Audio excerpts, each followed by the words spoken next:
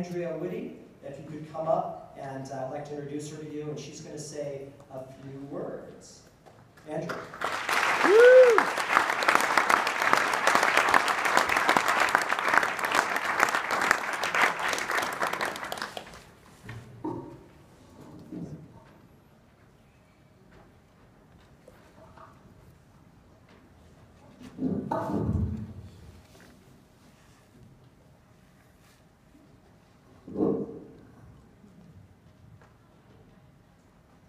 Hello, my name is Andrea Witte. I'm 18 years old and I just finished up my freshman year here at the University of Nevada studying biology on the pre-medical track. I was born in Anchorage, Alaska to two healthy, wonderful parents who don't have Marfan syndrome. But since birth, my grandmas thought something really wasn't right.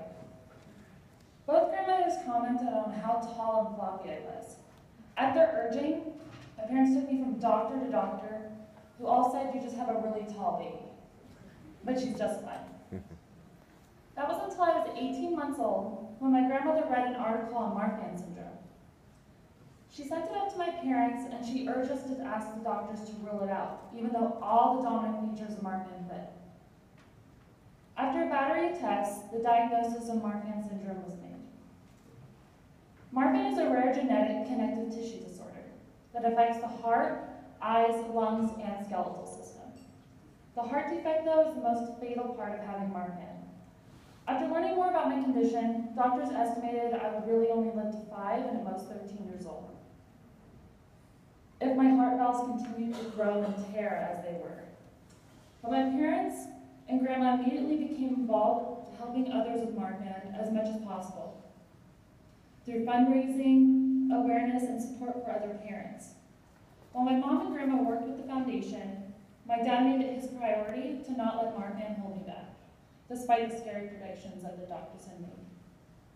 I grew up fishing, hunting, downhill skiing, dirt biking, skateboarding, snowmobiling, and playing piano. I live as much of a normal life as possible, but still respect my restrictions. It was definitely difficult growing up with the possibility of having to get a lot of surgeries, or with the reality that I could possibly die.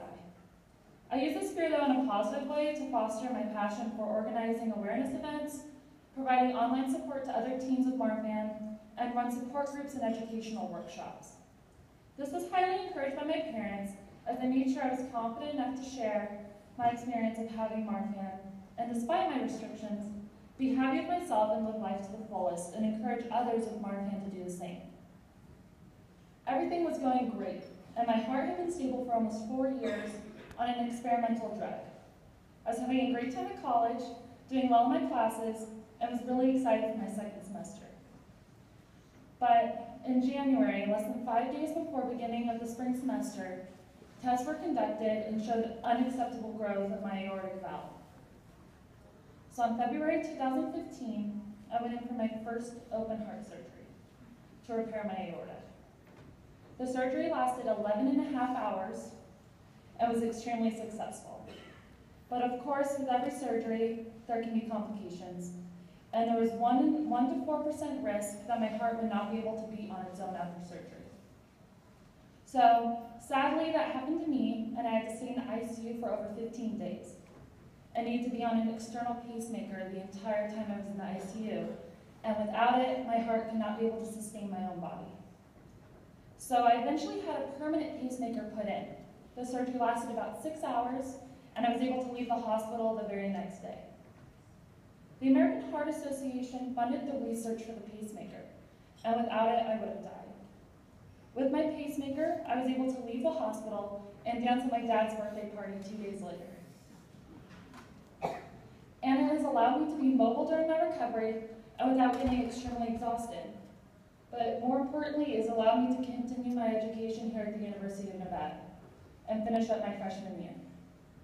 The university has been amazing in allowing me and assisting me and to continue my education during my recovery.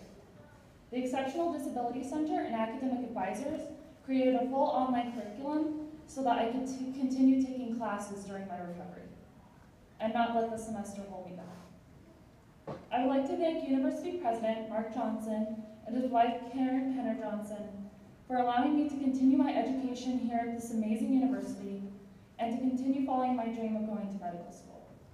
I want to thank the American Heart Association for everything that they have done for children and young adults like myself growing up with heart defects and Marfan, and for greatly improving our quality of life.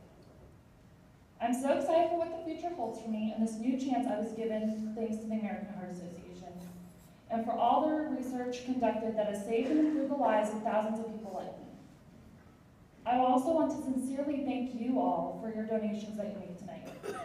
They will go to help not only children and adults with heart disease, but broad spectrum of other medical advances that continue to save lives every single day. Thank you.